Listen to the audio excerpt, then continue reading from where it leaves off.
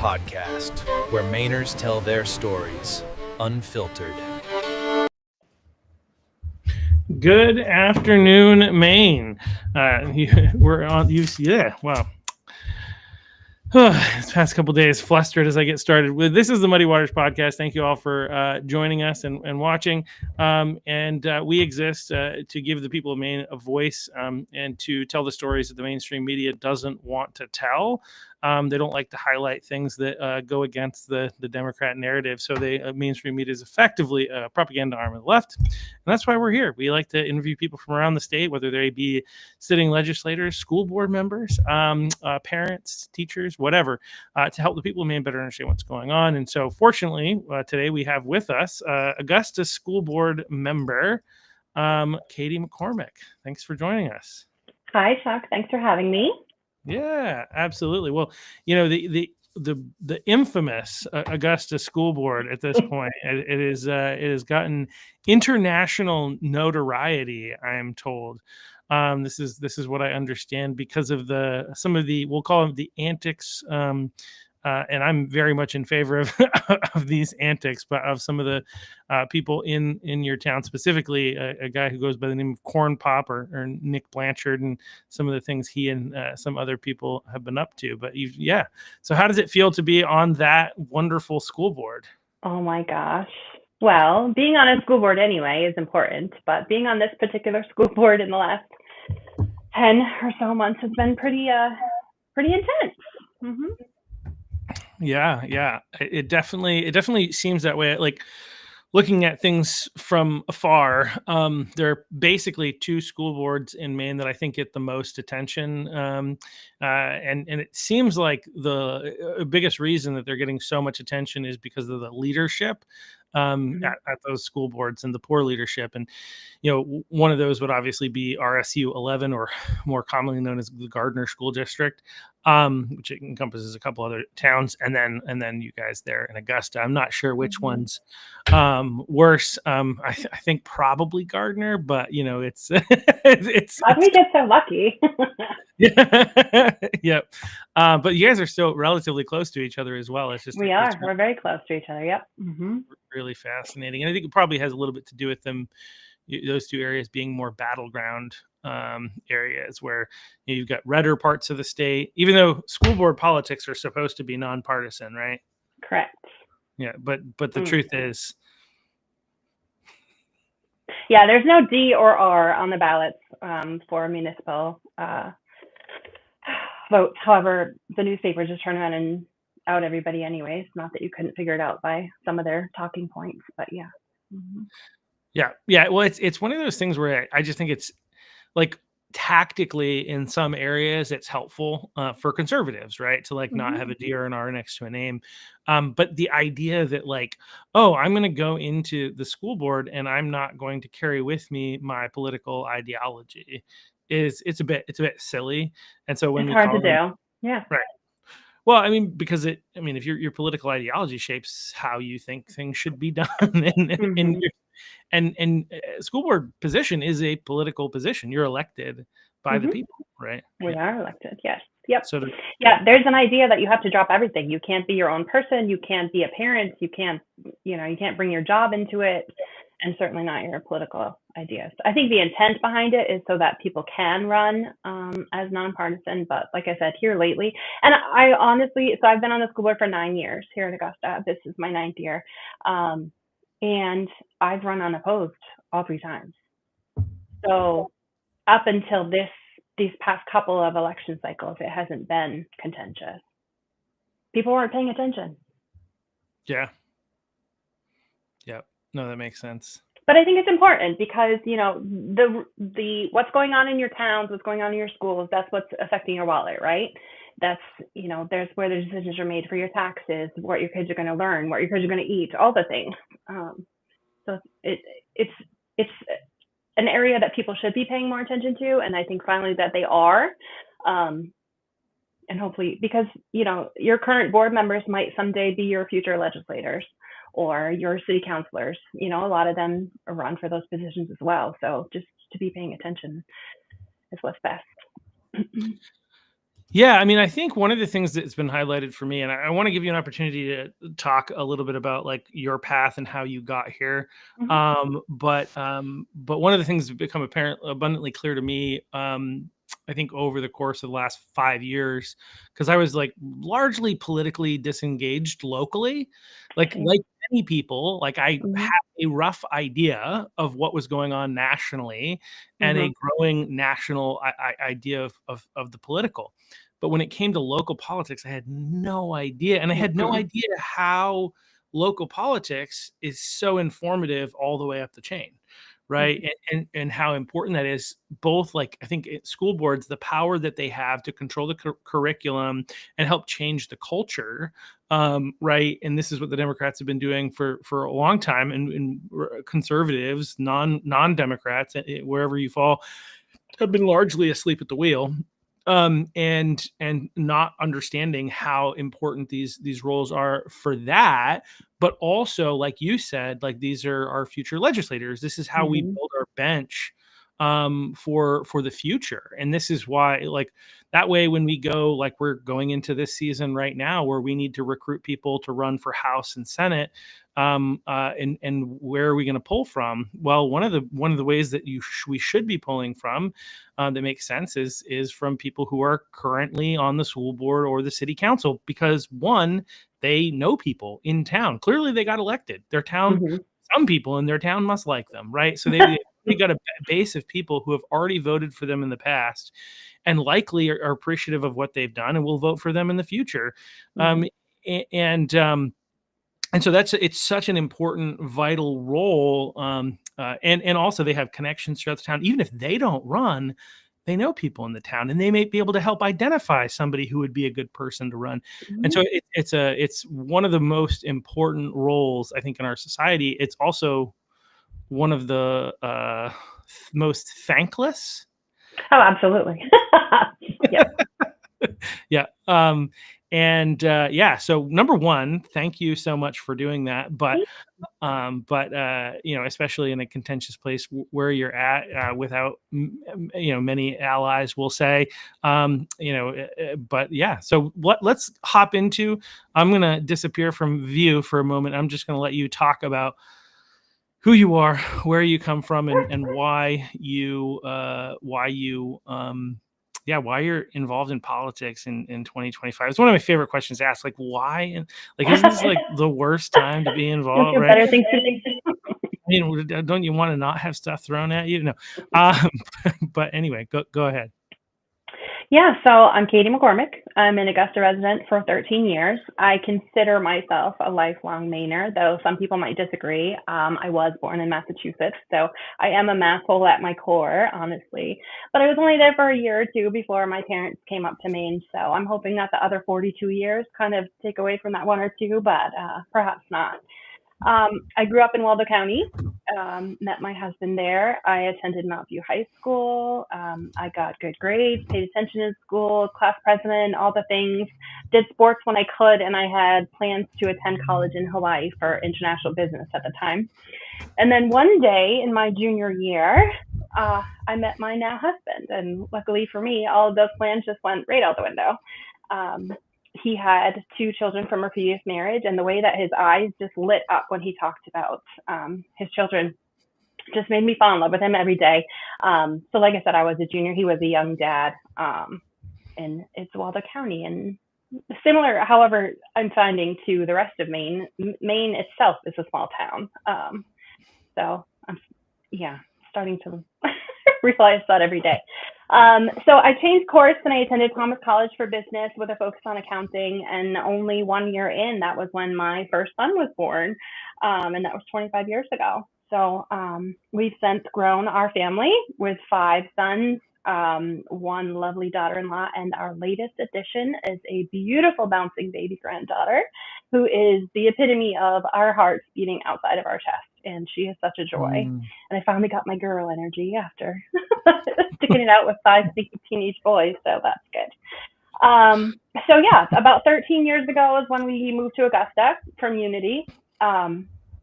We wanted to provide more opportunities for our children than what we had growing up.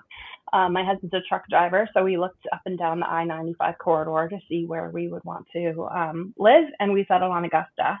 And I just remember that when we were looking for rentals back in the day, we were told about the neighborhood schools in Augusta and how welcoming, and in particular, the Hussey school community as Hussey, Hussey.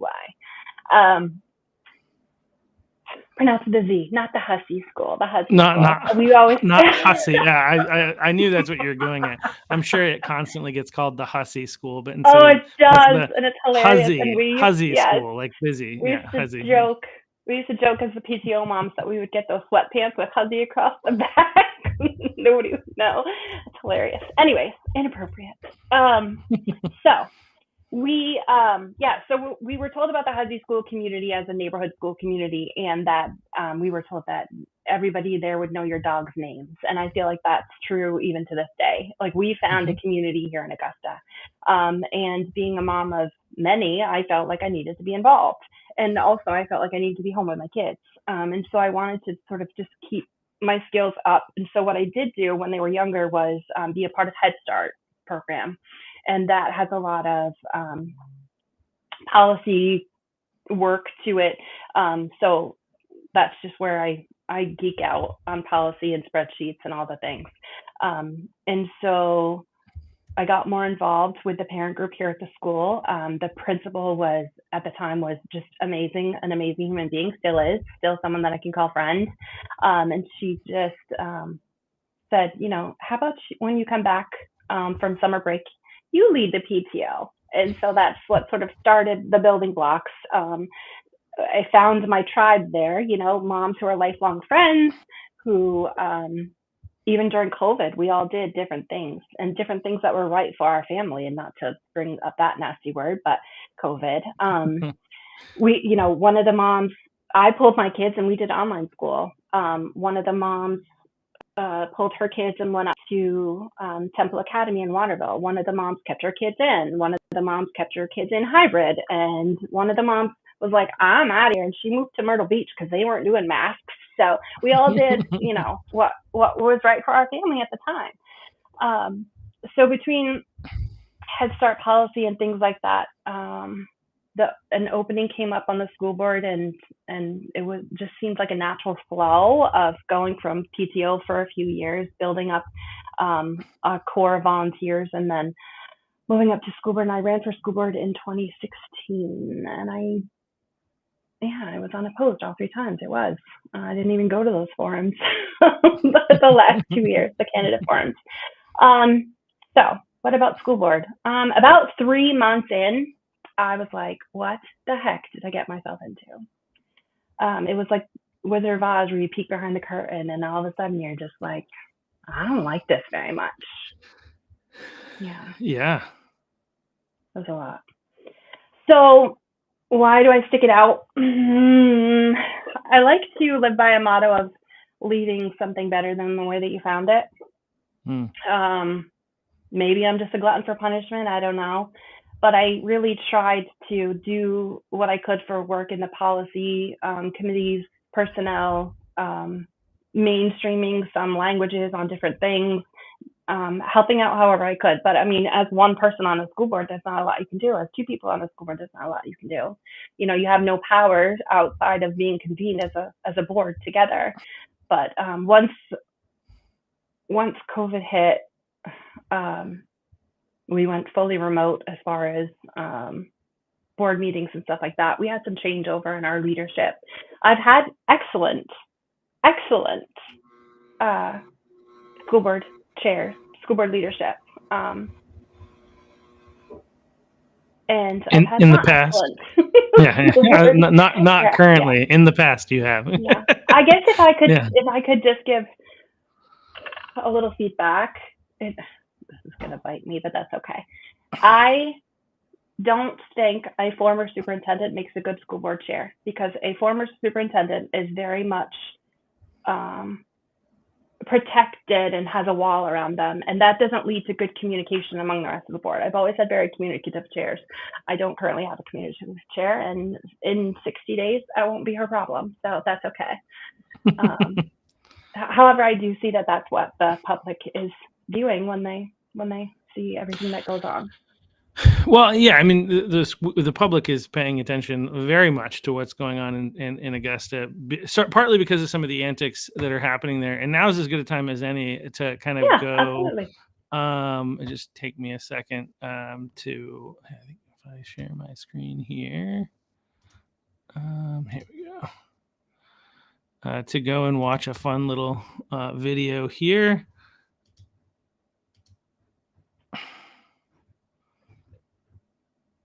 From the Augusta School Board. You guys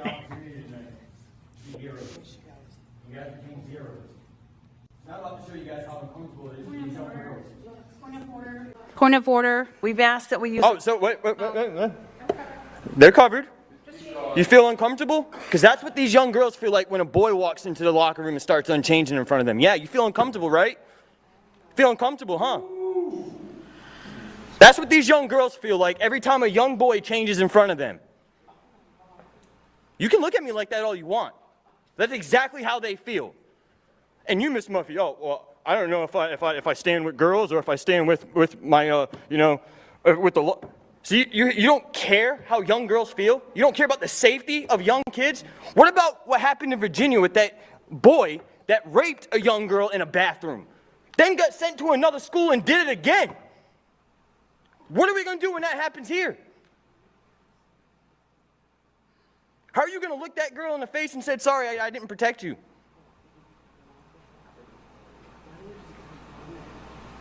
This is Maine's capital. We should be setting an example for the rest of the state. You know what example you guys are setting? That we do not care about the young girls in this state. You guys care about politics. Oh, we can't change it because it's not law. It got changed by an executive order by Biden, which is why we're here in the first place. Yeah. He's not wrong. I'm sitting there like Brittany behind him in the background going, yes, yes. I mean, Corn Pop, he is a spirited and passionate dude. And he's becoming more festive the more he comes and talks to us. I don't find him malicious. I think that at the heart of it all, like the rest of us, he cares, and he cares a lot. We all do. Other board members, legislators, parents, grandparents, we all care. And, in the beginning, 9 or 10 months ago, there was a level of disrespect that was reached a lot of times when Corn Pop in particular would speak. And you just get to the point where you're like, I can't hear you anymore over this level of disrespect that you have. But like I said, he's definitely toned it down, honed it in, and he's effective. He's bringing the attention, and that's something that I've come to realize is that we all sort of have our role in this battle, and it is a battle because we're trying to protect all of our kids, including these kids who might be confused. Yeah, it's hard. Mm-hmm. Yeah. But when I just find that when you shine a spotlight on a small group of individuals in the name of inclusivity, it just doesn't pass a straight face test. And that is something that this school district in particular has done for a while now. And actually, that goes back to the DOE itself for Maine DOE. So speaking out for our girls, I just want to make this declaration, doesn't mean that I'm against transgender identifying individuals. I don't hate them. I have compassion for them. There's just a time and a place for those conversations, but in my opinion, that time and place does not belong in the schoolhouse, and it should never, ever, ever be kept a secret from parents, ever. It's not fair to the girls to have someone who might be 500th in the state or even 5th in the state in men's sports turn around, declare that they're a girl, and take the podium away and the scholarships and the notoriety, all of it, away from these girls.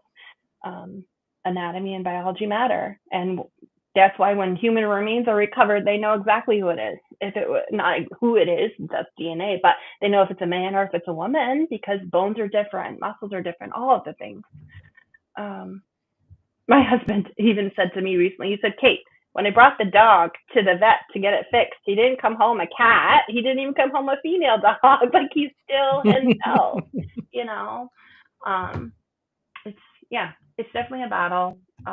One I didn't think we would ever have to fight, but like, what high school girl would want to go up against Cooper Flag in basketball? You know, Right. it's just not fair. And that's what this is about, the fairness and the equity to these girls.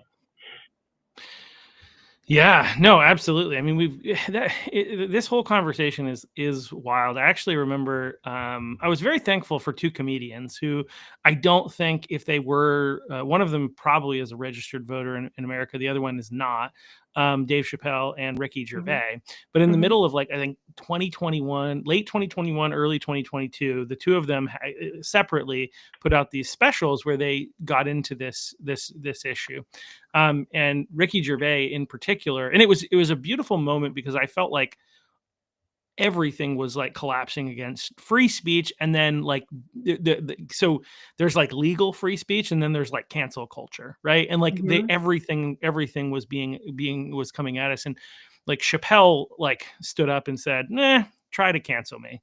And like that was like one of the biggest bright lights of hope around this conversation, is that they couldn't cancel him. And then a couple months later, Ricky Gervais comes out with another one and similar thing, and more and more and more over time. And obviously with President Trump in office, we're much more able to have these conversations, though people are still trying to censor them. I remember I went and gave testimony in Augusta on this issue, right? And when I was there, I didn't just go and speak. I also like went and listened to a bunch of other people on the other side of the aisle. And one of the most troubling things was that they would say, well, yeah, I mean, even having this conversation is dangerous to trans people. And it's like, wait, so you're saying public discourse about what is truth is not okay if you tell us that that's so this is like an attack on people's empathy to get them to self-censor themselves and not ask questions and just capitulate to what other people are trying to tell them to do. Like they're trying to manipulate us with our emotions, because they know that we are compassionate, we are empathetic people. And empathy is annoying to me at this point too, by the way. It's like the greatest virtue of all virtues is empathy. Yeah. And that's just not true. Because it's been weaponized, Chuck. Well, they weaponized it. Yeah. But one of the things that Ricky Gervais said, and you know, to your point, this is kind of where all this came from, but like he made a comment. He's like, you know, 10 years ago, you're not going to see people making comments, because he's kind of talking about cancel culture, right? And he's like, you're not going to go back and see that people were talking about a boy is a boy, right? And he's like, because we didn't think we had to. Right. Right. Like we didn't think we were going to have this conversation. How are we having this conversation? How are we having this conversation? Yeah. And I think to your point too, it's like there's a huge difference between being not like believing in truth. I should say that you don't have to sacrifice believing in truth to also care about people who are struggling. Like we absolutely, I think I would say that you and I are on the same page on this, where we absolutely care about these people who are struggling, but that doesn't mean that we're going to number one, that we're going to agree with what they think is happening. Number one, if data doesn't suggest that it is, but number two, it doesn't mean that we're going to subject other people to uncomfortable situations because of a few people who are struggling. You know, again, it's not fair to our young girls to put them at risk, as Corn Pop mentioned, and people don't want to talk about this, and they keep trying to minimize it and suggest that it's not happening and it won't happen.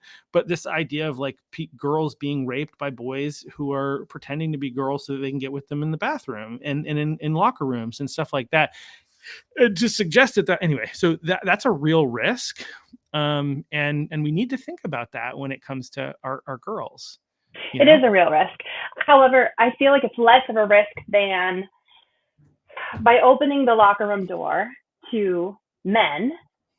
Yeah. You are opening the door to all of the bad actors who are going to come in behind these transgender identifying children, and they're the ones that could hurt our girls.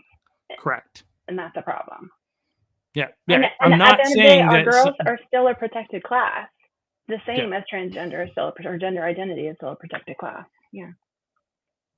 Yeah, and to be clear, I'm not saying, you're definitely not saying, because I'm the one who's saying this anyway, but I'm not saying that somebody who identifies as trans is necessarily like trying to manipulate. But my point is that if once that door is open to what you're saying, is that opens the door for somebody to use that. There will be bad players, and we know that this is happening. Again, it's happened in the jail systems, and it's happened Loudoun County. It's probably the reason the current governor is, I think, is West Virginia, if I'm not mistaken, Virginia or West Virginia, I can't remember. But the reason that he is the governor, and why I can't remember his name is another story, is because of this issue happening when in the midst of him running, and his opponent basically saying that parents should just back up and let the school systems tell them how to behave, and then whoop. That's like that guy lost a race, the other guy didn't win, if that makes sense. Like But yeah, so they're very challenging topics and a really challenging situation, and we're in a challenging place in our world, and I think we need to figure out how to move forward where we can speak truth and disagree, but as you said, these are things that really don't belong in the classroom, right? They shouldn't be teaching kids that they might be in the wrong gender. There are still people who think that this isn't happening in their school, and I am telling you that it is. I had a lady last week who told me that they didn't think it was happening in their schools. There's more people scared to speak up on school boards, teachers, obviously, administrators. I was at the MSMA conference this past week. It happens every year at the end of October, and there are more people who, obviously, many of the session topics were Title IX or Between a Rock and a Hard Place. I'm like, really? That's what we're calling this? Okay. Anyway, so for myself from Augusta School District, Michelle Tucker from MSAD 11, which you already talked about, we would raise our hands. We would ask questions. Carly Young came down from Franklin. She's one of the, I think, RSU24, one of the ones that just flipped their vote recently with the help from Parents, Rights and Education, Heidi Sampson, and Alan Sarvinas, Lisa Gagney. Like, those people are my tribe now. They're the ones that I'm having conversations with. Some days it's commiserating, some days it's I think the most used emoji that Carla has on her phone is the little target, because she's always like, "You're over the target. Keep going, keep going." What is my point about that? So there were a lot of people who came up to me after or during the sessions and be like, "I think how you think, but I can't say it out loud," kind of a thing. And that's problematic. All of these people who dare speak their truth are labeled with horrible names, Nazi, racist, this, that, and the other thing, and it's not okay. And I think that's one of the points that you made about reaching across the aisle. That's what I did with James Orr. He's my battle buddy here on the school board of late. But he came on the scene in 2023, so that's a couple of years ago now. And I think he might have ran for legislature at one point, possibly city council, if I remember correctly. Legislature, and maybe city council as well, but he definitely ran for legislature. Yeah. And I recently posted a clip of him from his very first meeting on my Facebook page, because he has been unapologetically fighting for our girls since day one. He came with a warning label, but I'm starting to realize that most of my favorite people do, honestly. And rather than tuck tail and avoid him, like the majority of the board members, I reached out to ask about the causes and the things that he believed in, and that he was outspoken about and passionate about. And I am so glad that I did do that, and I will continue to do that with anybody who will talk to me at this point. And that's honestly what the world needs more of these days, is more civil dialogue, and those who, with people that don't necessarily agree with you. And when you see someone defending something with such passion, why not reach out and to see the why? And it's more humane to them than calling them names and writing people off. It's a lot. Title IX was created as a promise to women. I love that a couple of different speakers at our last board meeting got up to say that, including one of the candidates for school board, Kelly Smith. She got up to remind us that Title IX was a promise to women, and that they would get all the same rights and opportunities as men. And now we have these these people, these left-wing people, honestly, that are ignoring Title IX, and they're giving these rights directly back to the men. And I don't understand it. Yeah. Well, and I think there's two things at play.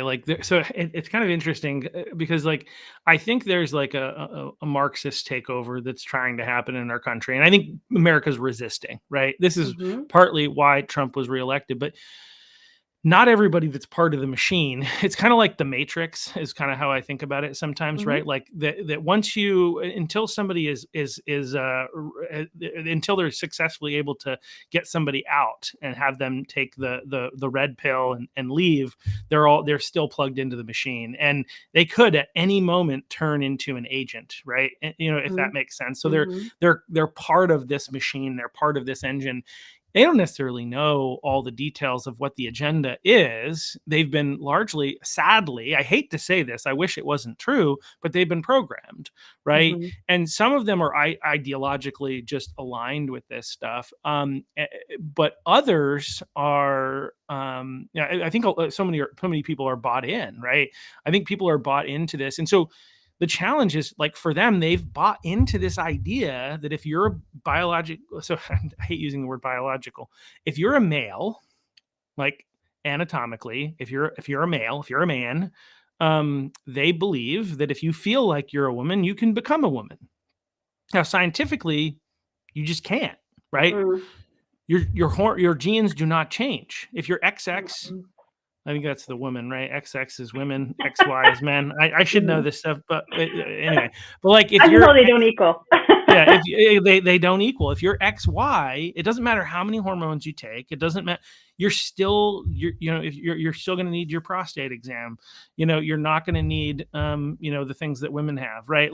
You're never going to be able to become a woman in reality. You can feel like one, but you're or you can think that you feel like one, but you're never going to be able to become one, right? And that's just a reality. But they've bought into the idea that you can, right? Not only have they bought into the idea that you can, they've bought in. I probably talk about this too much. I think one of my brothers stopped watching the podcast at one point because this issue comes up too much, according to him. But I just think it's one of the biggest issues of our day. It's one of the most glaring examples of the insanity of the current moment, and how dark things really are. And again, nothing against the people who are struggling with this. It's the people who are pushing them further into it. But you can't. But they think you can, and they think that if you deny, if you don't affirm, if everybody doesn't come along and affirm them, then they're going to commit suicide. Even though the data shows the exact opposite, right? The data, there's nothing to support. And any of the data that does exist suggests it's particularly that the suicide rates among transgender people are largely men who go full all the way and transition, quote unquote, into being women. And, a certain number, I think it's 5 to 7 years after that transition is when you see the highest rate of suicide of anybody in this entire conversation. Women who transition are much less likely to commit suicide. Partly, I think, because the process of detransitioning is much less harmful. Right. If not, men who go all the way can't detransition. They can mentally, I guess, but physically, you can't. You can't grow back parts. Right. This is anyway. So this is just one of the crazy things about our world, and we're considered, because these are all this is just these are just facts, right? Right.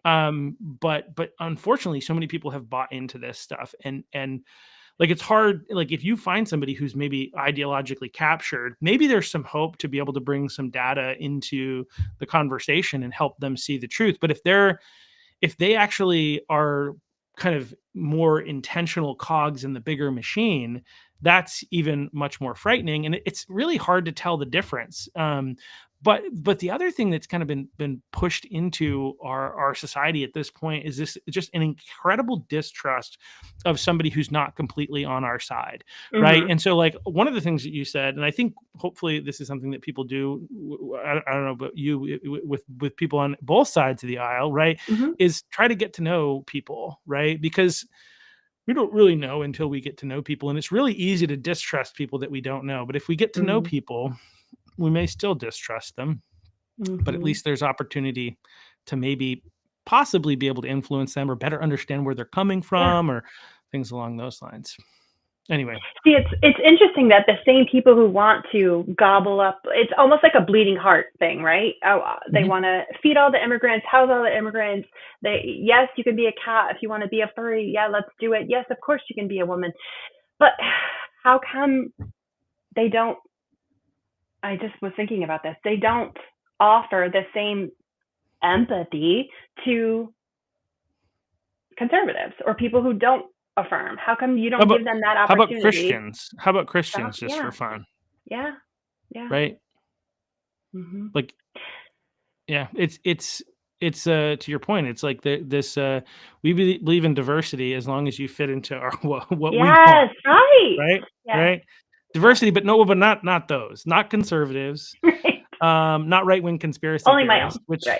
right. People have said that we've gone far right, and I keep being like, okay, we are divided, but it's not because the right has gone off here. The right has stayed right where it was, and the left has gone crazy. That's what I'm finding.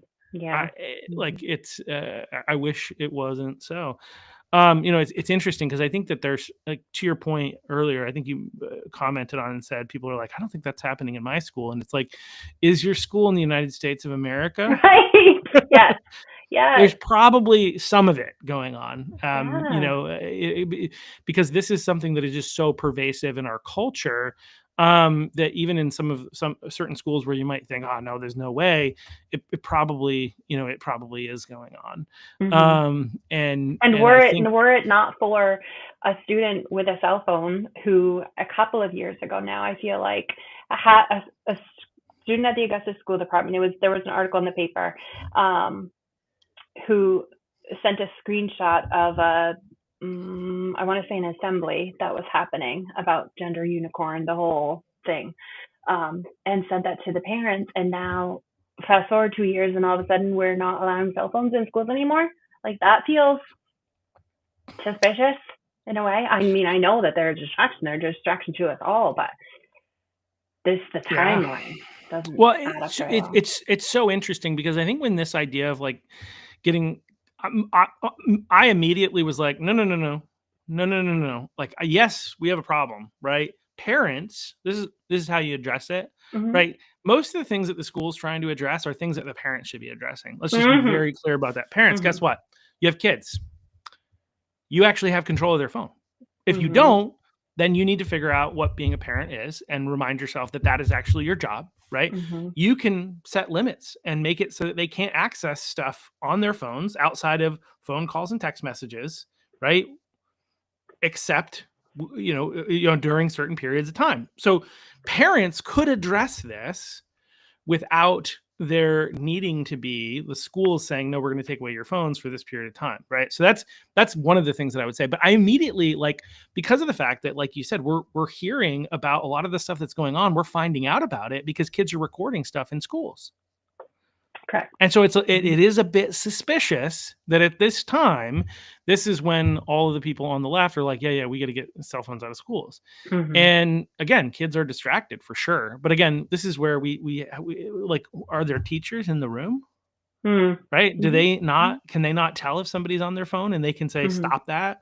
Right? Like, part of the problem is, like, if we have actual discipline in the classroom, if we're emboldening and enabling our teachers to do the stuff that they're supposed to do, then this is unnecessary. We don't need to have this rule. And again, like you said, it seems suspicious. There are a lot of people on the right that are very concerned about how distracted kids are, and they absolutely, yeah. They want the phones out of the classroom because they want the kids to be able to learn. But again, there's a way that I think you can handle that through policy that doesn't include, like, disallowing it unilaterally, but basically saying, if you abuse your use of phone, if I see you on your phone, we're taking your phone away. Right. Rather than, and then also allowing them to still have the ability to record the stuff, the crazy stuff that's happening. Because again, that was the point that I was getting at. Most people don't want to believe the moment we're in. It's true. I mean, we're in we get into economics, and I'll leave that alone because this, we're mostly talking school board, but like the stuff that's happening, like, we're like, it's happening very pervasively.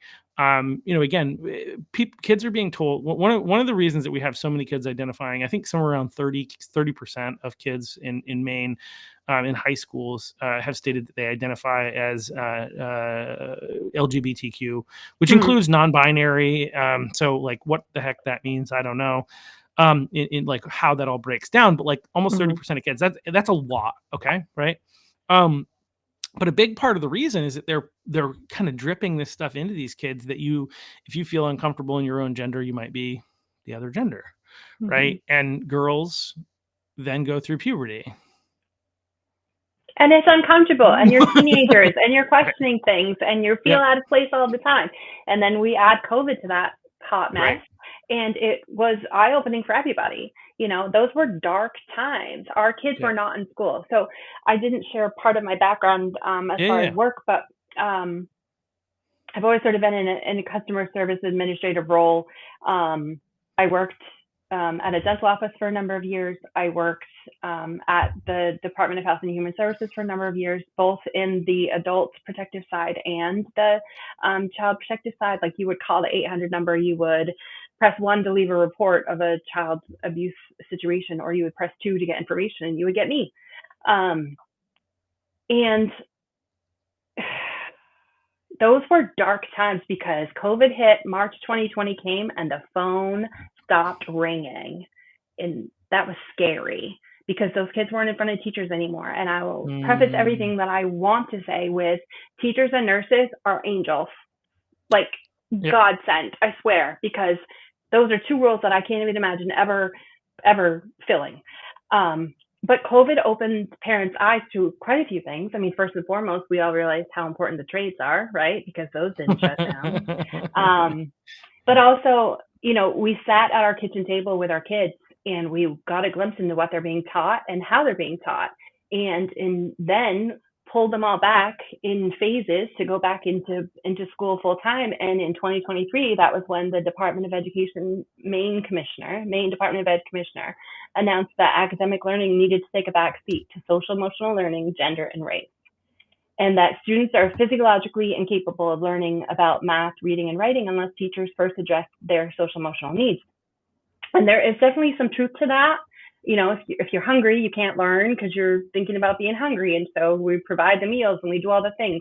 I think the Augusta School District was one of the first about 10 years ago to have a school counselor in every one of our buildings. In addition to the guidance counselors, it was actual LCPC clinicians. And then that became more of the norm as the years came by. But when schools label parents as unsafe because they don't affirm their child, that is a dangerous word to throw around in the parenting world. Dangerous. And so now what does Maine DOE say? I think the other day they announced their major new approach is to get back to the basics. And I'm like, we're calling this new? Like, really? Come on. So it's because they've got some races that they're going to try to win next year. They know they're in trouble because they've been doing such a piss poor job, and finally they're fearing that it's going to come back to bite them. And so now they're like, oh yeah, no, we do need to teach essentials, even though literally last year they were saying the exact opposite. I see that Corn Pop has joined watching.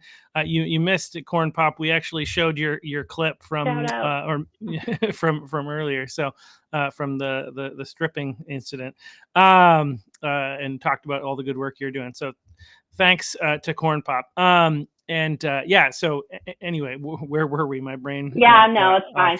So I just think, I shared in the recent meeting, I feel like parents have three choices when their kid comes to them and says, I think I was born in the wrong body.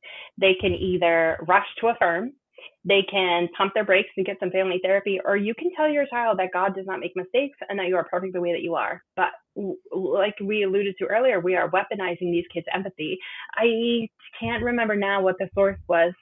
It might have just been a reel on Facebook. I don't remember, and I'm going to have to think back and then give credit. But there was somebody whose kindergartner knows boys are boys, girls are girls. But when they're in a circle on the carpet with their teacher, and this is not in Augusta schools, it was somewhere else, the child would cover their ears whenever they were talking about, boys can wear dresses and girls can do this. And they were reading the little book with the ballerina, right?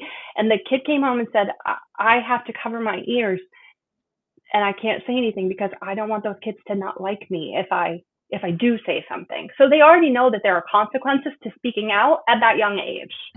And that's not okay, in my opinion. I really do wish that every person under the age of 18 that walks into a school building has the same and one identity, same and only one. And that's the one that matters, and that's students. Like the rest of this, I get discomfort. You know, you talked about suicide rates of transgender people, and that could include teenagers. But are they extra suicidal, more prone to suicide because they are trans and because you aren't affirming them, or because you just affirmed for them that they're in the wrong body for the rest of their life? Does that come into play at all? I haven't heard anybody talking about that. Right. I just feel bad for all parties involved. It's not a good place to be in unless it is a family decision. And again, not a school decision, not something to be kept from parents. Yeah. Corn Pop, I think when you were going through your list of options, he only heard one. He's being sarcastic, obviously, the one that God made you. He's not saying that. I'm pretty sure this is what he's getting at. God made you perfect as you are, is the right answer there, in my opinion. But yeah, one of the other challenges, and we've talked about this on the podcast before, and I'm sure you're aware of this, which is that in the state of Maine, when it comes to medical, anytime it gets to anybody in the medical field, they don't have a choice, actually, right? This is one of the biggest problems we have here in our state in this issue.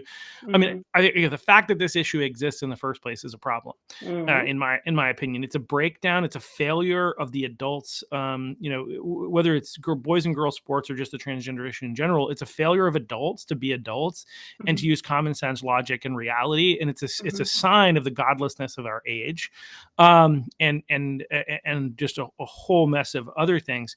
But medical practitioners are legally required to affirm. They actually don't have a choice under the current laws here in the state of Maine, which it is absolutely wild and unacceptable. Really, like the idea that a doctor would even because they can't even ask questions, right? This is the way it works. It's like somebody says that they're transgender, they're not allowed to be like, "Are you sure? Like, how did you come to this conclusion?" Mm-hmm. They are legally required under the current interpretation of the law to help that child and affirm that child in their supposed transition. And I don't know. Yeah, it's anyway.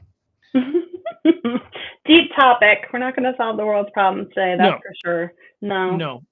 But to your point, this is, regardless of all that, this is not a school topic. This should not be something that's being, pushed in the schools.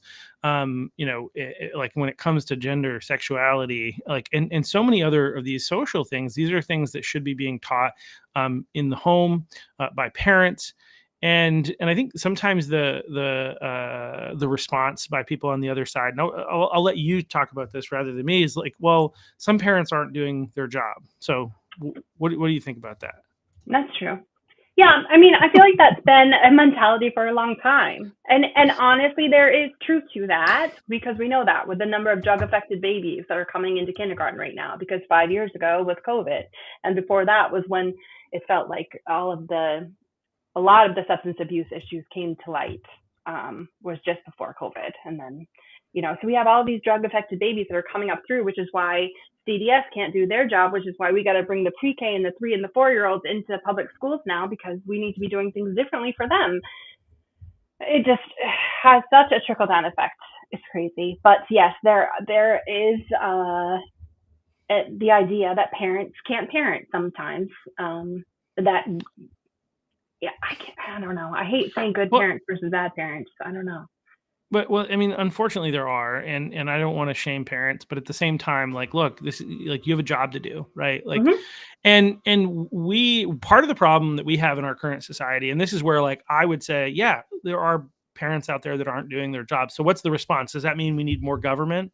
Because that's what we're doing, right? We're basically using the school to create more government, to have the government be the answer, right? Which I feel like is almost always the wrong answer. Right. And especially in this case, it's like, what are we doing society? Well, as a society to hold these people to a higher standard? There are other cultures around the world where you don't have these problems. Like, one of the things that, that I remember from when I visited Japan, for instance, right? They have, there are negatives for sure of a shame-based culture, which is largely what they have, right? But like, you didn't see homeless people there, right? You don't see trash. Like, what was really interesting is I did some research. I literally saw no trash. I had stuff that I wanted to throw away too, and there were no trash cans. I had to put it in my pocket, right? And yet there was no trash. And I thought there must be really strict laws. We're going to cut your hand off if you litter, right? Or really hefty fines. That's really more what I meant. But guess what the reality was? Shame. It literally is just, they hold themselves to such a high standard, and their families hold people to such a high standard. They're also a culture that's very focused around that nuclear family. The family. I was just going to say, yeah. I heard this statistic the other day. I think we're down to 18%. Somebody said 18% of families in the United States are nuclear families. Yeah, and so we've got a culture problem here in America, and hopefully I don't get in trouble like Vivek Ramaswamy did when he made these comments back at the end of last year. But I think it was partly because he was advocating for H-1B visas, and that was part of it. But we do have a culture problem here. We need to do a better job, and we need to hold our adults and our parents to a higher standard. And this, like, well, they're having a tough time too, and it's like, look, people need to make better decisions for themselves and their families. And like, we actually have to hold them to that, and make sure, like, rather than like continually coming in and basically the consequence for their poor decisions and their poor parenting is that we're going to make it so that, right, somebody else will do it. Right. Do you think that's going to make them better parents? Is that better for the kids in the long run? No, the kids need their parents. Like, one of the things I've talked to a lot of teachers, and I don't know if you have any experience with this, but like about what is the single most determining factor in the success or failure of a child? Is it What's the answer? Like, the answer is the parents. Parental whether or not how involved they are. Yeah, parental engagement and involvement. So I was just curious what the teachers say the answer is. Well, teachers are, so like, one of the things that's interesting is, like, when you look into this, the number one thing is the parents. The number two, from my study that I did last year, I dove into this a bit. The number two thing was the quality of the teachers. I didn't see anything about like the quality of the school buildings. I didn't see anything about the principal or the superintendent, right? Just saying some things right here, because when you look at like where, one of the things that's interesting is not only do we not have parental engagement involved, we don't have these nuclear families like some other cultures have much higher rates of, but we spend a lot of money here in the state of Maine. Yeah. But do we spend a lot of money on teachers? Or in the classroom, right? So that feels like the next step, when these gubernatorial candidates are coming out and they're talking about Doge, creating their own Maine Doge, things like that. They're talking about getting in there to figure out where the money is going and how to funnel it back to the classroom, because those are the boots on the ground, right? Yeah. Well, here in the state of Maine, I can't remember the exact statistics, but so this is close, right? This is in range. I think when I had done my study, Maine was 9th in the nation in how much money we pay per child for education, at over $20,000 per child.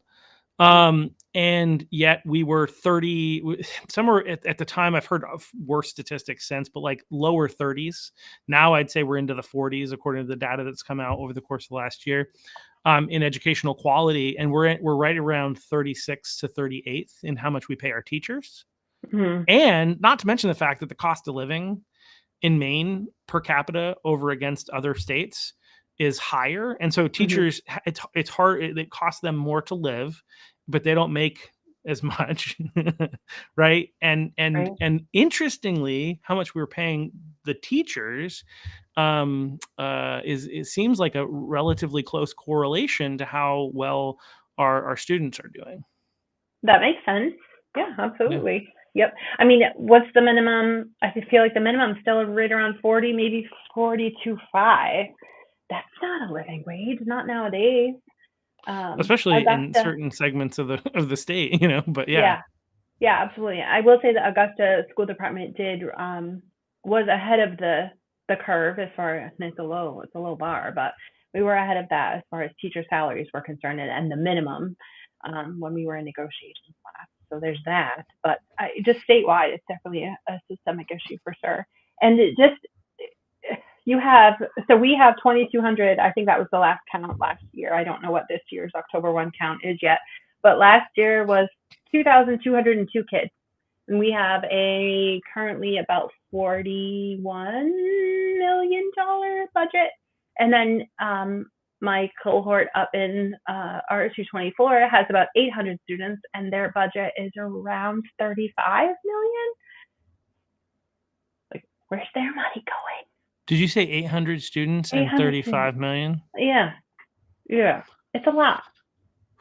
Well, I do know that one of the costs over against other states that makes it a little bit more expensive is school buses and like the cost of energy and some of how these things kind of impact. We're rural, so we've got to bus kids in and things like that. So that's real, and we can't ignore that. But yeah, I mean, that's a lot of money for a school district. One of the other things is administration. And also, like, I think the way that we separate, and there are some people that don't like this conversation, but the amount of money we pay on superintendents and how small of a scope, we'll say, that the superintendents have compared to how they do it in other states is one of the reasons that we spend as much money as we do. And I know that there's a lot of people that don't want to combine districts and stuff like that, but like, I mean, there is something that we have to figure out in terms of the cost of all these things. Because it is, I feel like LePage tried that back in the day, and I do have to correct myself. I did misspeak. With the 800 students, it's about 26 million, but still the ratio it's like 33,000 per student. So I wanted to correct that.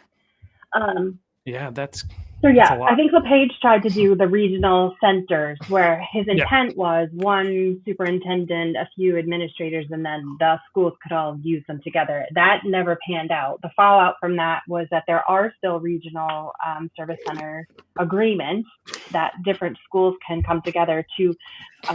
We're in the middle of this right now. I think our superintendent just signed something that we joined our local cohort to try to help with special ed costs, which are just astronomical. If you have to send a student to a placement like Margaret Murphy or Beckett Schools or something, it's $200,000. Like, there was one that we had to, I recall a student over the years that had to be transported to Massachusetts for schooling and education because we could not handle their medical needs in-house. And so, like, you have to, it's the law. You have to provide for these students. Say that again. I missed something there. No, yeah, with FAPE, right? Okay. The appropriate schools, you have to, it's a high cost of out of district placement for a lot of the students, and that's where we run into some of our budget concerns. Why do you have to place kids out of district? If they have special needs. Okay. And you can't educate them in the building. If they have high medical needs, high behavioral needs, and they have to go up to like Margaret Murphy or one of the other, what are the others? Like, I don't know if Spectrum's still one, but Burwink, things like that. Yeah. Anyways, all of that is to say, if you want changes, you have to make changes. And the way that citizens can do that is with their votes, right? So we got to get out and we got to vote. And this year is important as far as school board and city council races. And next year is going to be extra important as far as government and legislative races. So we got to get out there. Or we do. Stop complaining, right? No, please keep complaining and get out there. And we need people to run for office. I mean, this is the reality. We need people to run for office. And so thank you so much for running. But also, I kind of want to, and just as a reminder for anybody, if they're watching, yes on 1, no on 2. Today was the last today was the last day of pre-voting. So you're going to, if you haven't voted yet, you're going to have to go on election day. Make plans now. Don't wait. and with kind of one of the things that's interesting that I discovered since getting into it is every town's a little different, and people need to be a bit more plugged in, right? So, like in some towns, your towns or cities, your school board and city council races are not like in November. In fact, a lot of them are not in November. My school, my town, they are in November, but a lot of them are not, and some of them are in April. Some of them are in March, June. yeah. And are you guys in March? Is that when you're? No, we do November, and then they start January 1. Unless there's a vacancy. If there's a vacancy, then we'll hold a special election in March or June. Okay, so when you were saying you've only got 2 months left, that's because your term will still go through the end of the year, but there is an election for school board members in this November.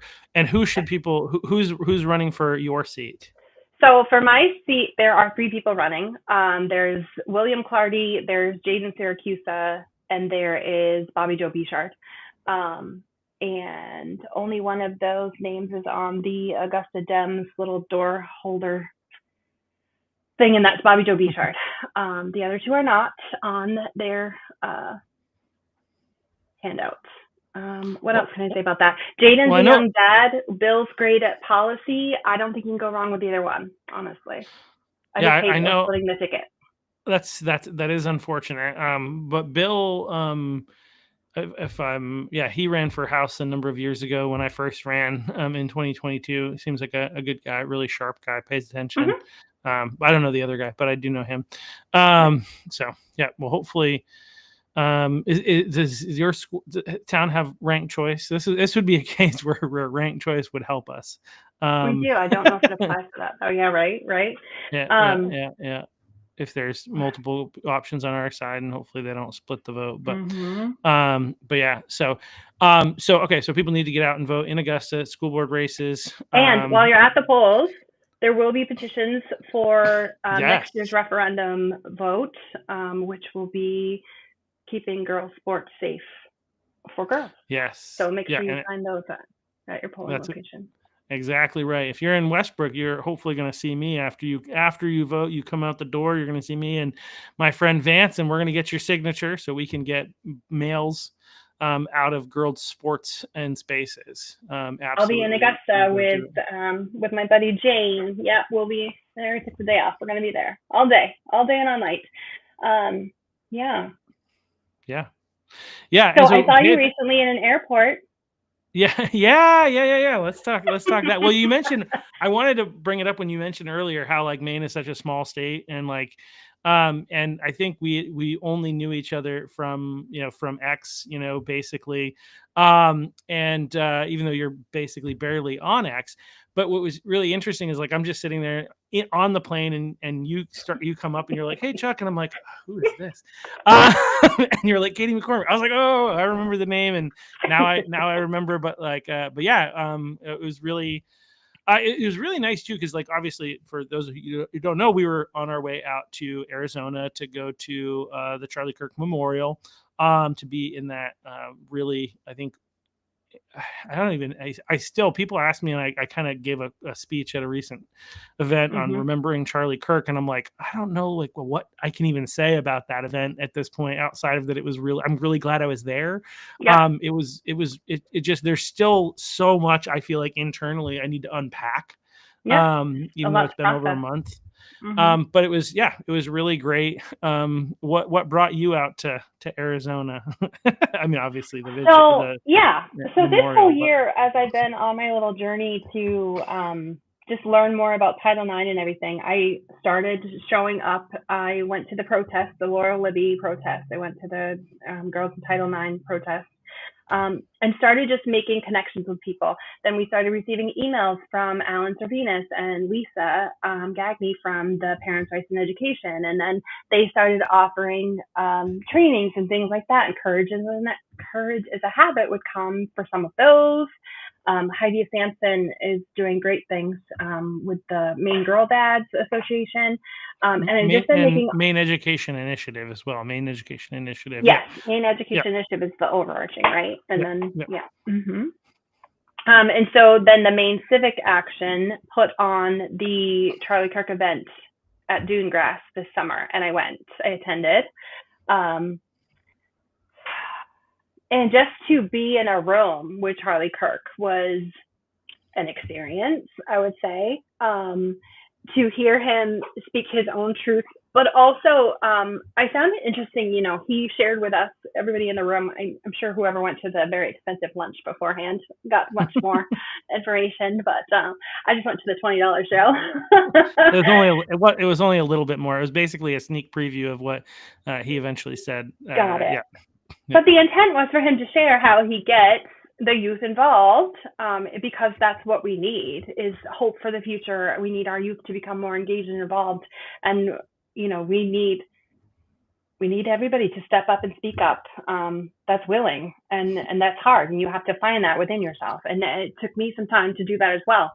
I've always known what I thought, but I never really shared it publicly before.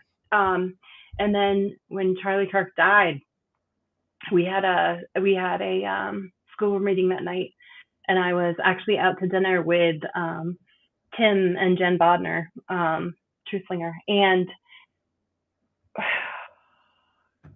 just this, I don't know what it is, but his death activated people. And I remember speaking with some people over the summer who would say, something's going to happen. There's something coming that's going to change, and it's going to pull everybody together. And I kept thinking, there's nothing that will change and pull everybody together except for something with our kids. And all I could think about was something horrible, like a mass shooting or something, like something in like every state at the same time. Like there was nothing, in my opinion, that like could bring people together more than children. And thankfully, we don't have to experience that, but unfortunately, we did have to lose Charlie Kirk. And I feel like his death activated people. I know it activated me. Yeah, enough that you were willing to like make a trip out to Arizona for the hope to maybe get in line quickly enough to be able to get a seat in that 60,000. Yeah. Only 60,000 people made it in. Yeah. I felt a tug on my heart. I needed to go. I had been traveling this summer for random concerts. I went to like Red Rocks and saw Bailey Zimmerman, and I'm like, Katie, if you can go to Colorado to see Bailey Zimmerman and fly home the next day, you can go to Arizona and you can do this. Christina Parker, I think I had seen her posting that her church had blessed her with tickets to go to that. And I remember thinking, if she can go, I can go.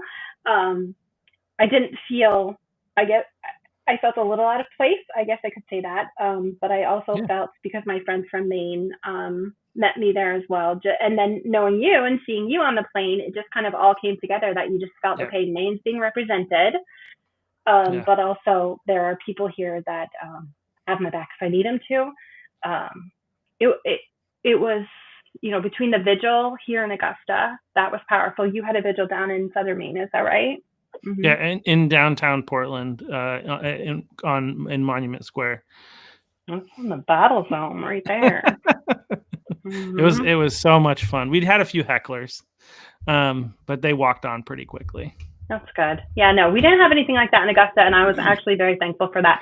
So so the Charlie Kirk thing activated me, and also, in addition to that, just the pure venom that I feel and that James feels and gets on the school board, James Orr, just the pure venom that just comes from the left side just makes me go, I can't associate with that anymore. So I went and I enrolled, and I call myself a little baby Republican now. So now I feel like a big girl. Well, congratulations. Welcome. I don't know if I should out my family. I'll just say a family member of mine texted me today who went and voted here in Maine, and also registered as a Republican today. I have an idea today was the day for a lot of people, honestly. Yep. Mm-hmm. Yep.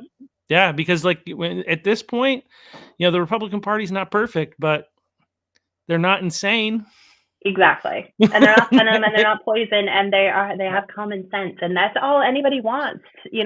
That's why there are so many independent people, because they're independent thinkers. And it used to be Republican was anti-abortion, and Democrat was you got to love everybody. And now there's like this middle group of people who are activated and they're involved, and they're the ones that are going to change the way things are going here. And I'm so hopeful for the future, both in Augusta and in Maine. I'm excited. Yeah, and you know, the Republican Party is essentially largely saying, you're welcome, you know, as long as you're not like insane, you know, like we've got to work together. Like, even if we don't agree on everything, we've got to work together, because the other side is unified and has a devastating and horrible like agenda that they're advancing or trying to advance. I mean, that, you know, what's interesting, like for me, and I'll just say, is like the agenda that we now see that's been laid open, people have been talking about for 20 years, and everybody's been like, no, you're crazy. They're not that. And now they are. It's just obvious. They're just like laying it all out there. And the scary thing, and I think it's because there's a lot of people that just don't think a lot about politics because of how contentious it is, because they don't want to be the bad guy. They don't want to lose friends. They don't want to this. They don't want to that. And so a lot of people don't think, they don't pay attention, and they just vote. Okay, I'm historically been a Democrat, so I'm going to vote Democrat. Trump seems like a mean guy, so I'm going to vote Democrat. Right. And so I think that's a big part of this. But because of that, you had, you know, Trump barely won last year. I know he won a sweeping victory, right? He had a big win in the Electoral College, but in a lot of the states, he didn't win by a lot. And I don't say this to say that he doesn't have a mandate. Sure, like he's got stuff the American people want him to do, and most of his agenda, not everything. The vast majority of the people who voted for him are behind, and even the ones that are not 100% in love with it. Like I remember I interviewed a guy from the Libertarian Party, and I was like, and he had a lot of gripes, and we talked a lot. And at the end of it, I was like, and so if you had this choice again, Kamala and Trump, what would you? Trump, like, you know, didn't like no hesitation, right? Like, it's like, yeah, it's not great, but like that is crazy, you know. And like the agenda and the plan that she had set forth, which was very little of a plan, but it was just like Marxism. You know, we're just gonna try to take money from the rich and give it to the poor without. But not that it's kind of funny. Robin Hood is fun, right? But like this is in a way that's like not helpful, like to economically, right? Like the problem with taking money from the rich is that you're stealing, and it's actually not okay. It's fun when it's Robin Hood, but it's in reality, like we need to create a system that encourages people to build something for themselves rather than just taking people who are not doing anything and giving them stuff, right? I mean, that's the problem. It's we have so many social safety nets in our culture, and what have they done but cause our culture to devolve and be more dependent, right? That would be more dependent on the government. And so essentially it's like, social programs as a means of control. But they've just laid it bare, and so I know. I was thinking about that today too. As far as what the heck am I going to go and say on this podcast? I'm not that interesting. You're very interesting, and like anybody who's got like the guts to, like, number one, be on a school board for 9 years, but number two, also publicly support controversial things in 2025 is an interesting person to interview on the podcast. Okay. All right. Famous last words, check. We'll see. I was thinking about this today. I'm like, America is hurting. We're all hurting. Maine is hurting. It's a new goal that I'm thinking about of how to make Maine affordable again. Because I've said to my husband the other day, I'm like, if we, and I can include myself in the royal we now because I have an R after my name, if we don't win next year's election here in Maine, I'm moving out. Like, there's nothing left. 4 years later, there will be nothing left. Maine is unaffordable currently. We need to make Maine affordable again. And you can't keep doing that by pouring from the empty cup. You know, I was thinking, you know, on the airplane, you put your mask on first so that you can tend to the people's needs around you. You do that with your kids too, right? You got to fulfill your own needs so that you can go and help everything else. And just like, we're not taking care of ourselves. We're just giving and giving and giving and giving, and to what? Trillions of dollars in debt? Like that's the goal? Come on. So it feels like with Trump and with with a Republican governor next year, we can pump the brakes a little bit.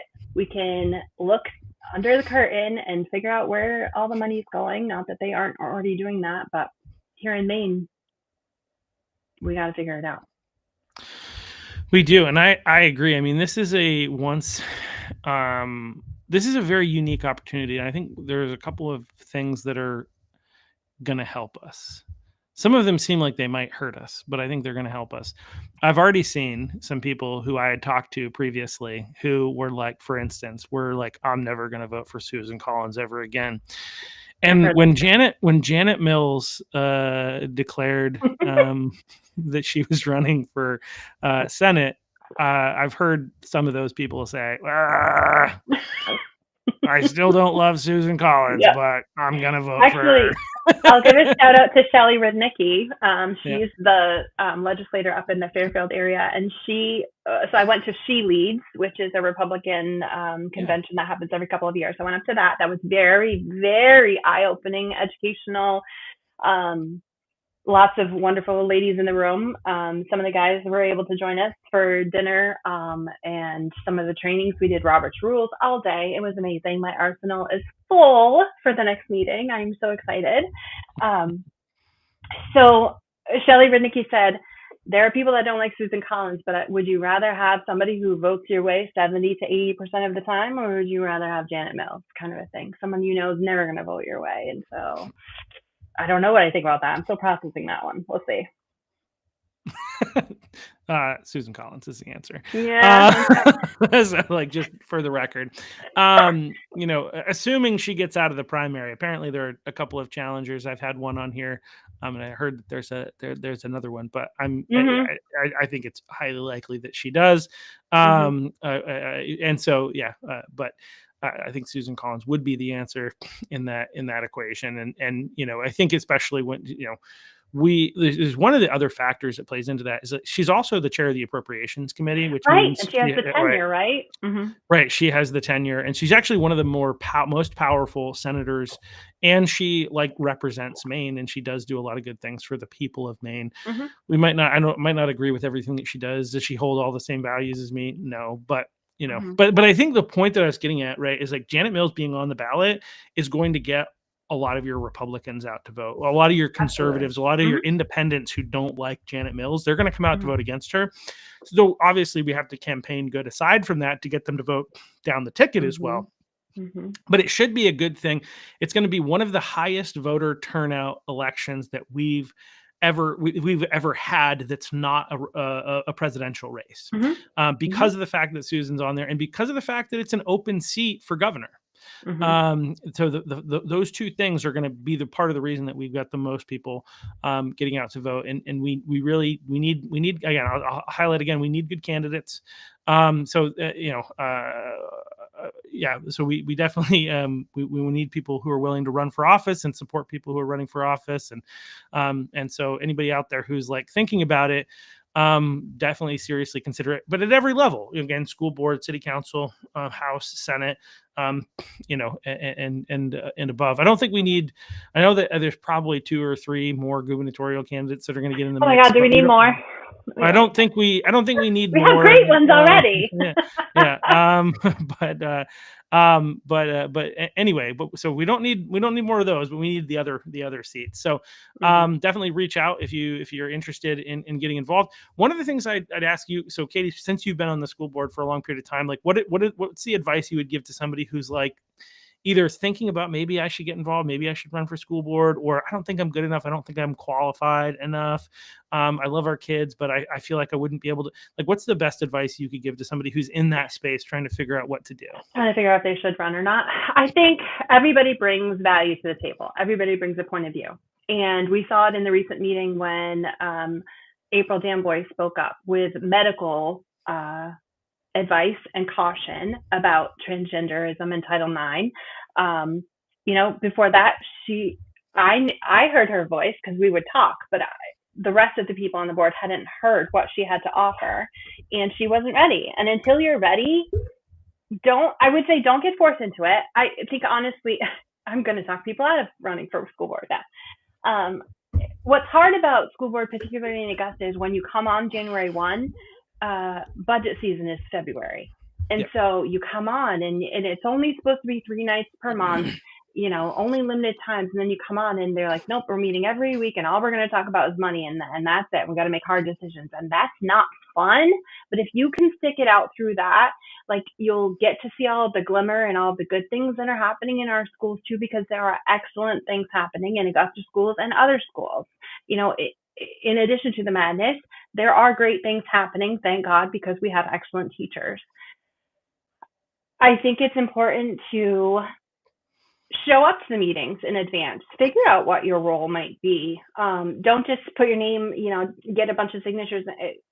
And that's probably one of the things that I've enjoyed watching is like Kelly Smith comes to meetings. Bill Clardy comes to meetings. Jaden Syracuse was at a recent meeting. Who else is running? John Rennie comes to meetings. So yeah, the advice I could give is just pay attention, give it a try. You could always resign, I suppose, but don't forget that what you have to offer, if it's just experience as a parent, and it's never just a parent because you're a parent and that's important. If a former educator, a police officer, someone in the Army like James, medical professional, attorneys, all of the things. Everybody has something to offer. And if you're sitting with a bunch of people who just have the same ideas as you, then you're never going to get to good discussion, and an echo chamber is not good either. So just put yourself out there. I know that's not easy to do, but. Yeah. So to summarize, show up to school board meetings, figure out what's going on, decide whether or not you're willing to submit, commit to, this because it is a lot, and don't undervalue yourself, right? Like, is that a good way to put it? Because I think we had somebody run for a school board seat, and I remember I was talking to her before something and just be like, look, you may don't think about the things that the other people have that you don't have. Think about what you don't, you don't need to make the argument for the other side for you. Come in and be like, this is what I bring to the table, because what you bring to the table is unique. And in this case, it was something that was not in existence on the school board, and that they probably could have used. But anyway, so I think, like trying to do some digging ahead of time to figure out like what it all entails, so that you hopefully don't resign if you're going to run and go through that whole process, and and hopefully you don't resign. But yeah, I think evaluate. But I think one of the things that I would say is you don't have to be like a surgeon, a rocket scientist. No. You don't have to be a former administrator, right? Like all you have to do is be somebody who cares. You don't even have to be a parent. You don't have to be a former parent. Be somebody who cares about the future of our children, the future of our state, and wants to make sure that we're actually doing what we're supposed to be doing and educating our kids. So, and then that's number one. But yeah. So and one of the things that's interesting, I just want to highlight real quick, and then we'll probably unless you have anything else that's burning that you want to share, but is like all the school boards are different. Like we talked about the fact that some of them have elections at different times of the year. So again, pay attention to what's going on in your state, in your town. You also indicated that you guys have term limits. So the reason that you're going to be done and you're not running right now is because you can't. You can serve 3 terms. Is that what it is? Three-year terms? Yep, that's part of the Augusta City Charter, is 3-year terms for both city council and for the school board positions. You can stop, take a pause, come back if you want, if you move from a regular seat to the board chair seat, because that's separate. So that's something that's interesting. And honestly, I hope might change in the future, is the board chair is voted on by the people in Augusta. It's where other places like Lewiston and some other places, you have your first meeting of the year from the collection of the 8 or 9 people in the room. You pick your board chair based maybe on experience, based on, it might be a popularity contest, I don't know, or it might be that you sat in a room with somebody and they're not that friggin' nice to you, and so you don't vote for them to be chair. But when it's just the public voting for a chairperson who just waves nicely to you from the apples at Hannaford, you don't know what you're getting the rest of us into, kind of a thing. So if there was one change that I could maybe suggest to city council someday in the future, it would be to hopefully change that. Yeah, but in general. Once you are on the board, go for it. Once you are on the board, I think it's important to at least find one battle buddy, so to speak, somebody that you can bounce ideas off of, talk to. I mean, hopefully there will be more, but it's just important to have somebody who's in the trenches with you, who's going through it, who's maybe seeing things in a different way. And you're never going to show up on day 1 or even day 180 and convince other people to change their mind always. Like, that's not the goal. The goal is just to contribute your ideas, try to have a round conversation, robust conversation, get to what is hopefully the best decision for the students, and then support the board vote going forward. It's not always the easiest thing to do, that's for sure. But yeah. So again, pay attention. Every school is a little different. Figure out what the rules are for where you are. And I think in most places, as you kind of said, the board chair is selected from the board, when there's a new after the elections. And I think that's pretty normative. I think your situation is kind of an anomaly. But the elections are all different times throughout the course of the year. So figure out what that is and figure out what you need to do to be able to run, because it's different in every state and every town, I should say. But we need people, and we need people. So that would be great. And it's one of the most, I think, fulfilling things probably that you can do, even if you're not as successful as you'd like to be, to know that you've at least tried. To know that you've at least tried. Yes, that's what I say to myself. I just need to be able to say my piece and to go home and sleep at night. And there are a lot of nights that I don't sleep, especially after really contentious meetings, or, back when, I mean, not to go backwards in time here, but when the board chair waved over Augusta police like she was ordering bread sticks at Olive Garden to have a man arrested for speaking over, that was not, I don't understand this at all, because the same people who are arresting our neighbors are the ones saying, these are our neighbors, you need to listen to them. And it's like, okay, but when you see somebody at the grocery store, that's your neighbor coming to talk to you, do you start a 3-minute timer? No, you don't. You listen to them. And well, I mean, especially like that just for the record, like that was really egregious. Like I've watched a lot of school board and city council like testimony, and even at the state house, and when somebody is over, usually there's a kind and be like, can you please wrap up your statement? Right. There's not we're gonna arrest you. Like that was wild, because he went a few minutes over, partly not even minutes. Like seconds, 20 seconds. Yeah. Less than that. And I think part of the reason he was doing that was because they had interrupted him and stolen some of his time, essentially. And so I think he was justified in going over in that situation. It's very contentious there, unfortunately. And again, a lot of it has to do with leadership. And so when you do vote, make sure you get as informed as possible. And it's challenging. Here's one of the things that part of why we try to do this podcast. It's really challenging to know who these people are and why they're running. Unfortunately, I haven't interviewed any of the people who are up for election there in Augusta. But like, this is one of the ways. Like, try to stay connected. People, you got to get connected to the local Republicans in your area and other people in town, so that you know what's going on. We need to be community. We need to be part of our community, and we need to be engaged so that we understand what the heck is going on. I know it's challenging, but if you have questions, reach out. I'm connected to people up there. Katie is even more connected. So is there a way that people can find you or reach you, or X is probably our phone numbers and emails are right on the board website. So our address used to be too, till somebody put them on a t-shirt, corn pop, if you're still there.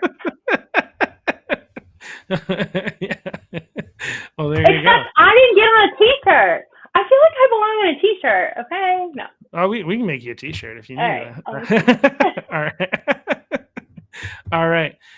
Well, thank you so much for taking the time. Thank you for serving as a school board member. Now that you're no longer going to be in the school board, do you have any announcements about what you're doing next? Oh, gosh, no. I'm just going home to make dinner. But stay tuned. There might be something. All right. We'll see. All right. Okay. Sounds good. All right. Thanks so much. See you guys all here again tomorrow. We've got somebody, I think, who's running for city council, if I'm not mistaken, in Wyndham tomorrow.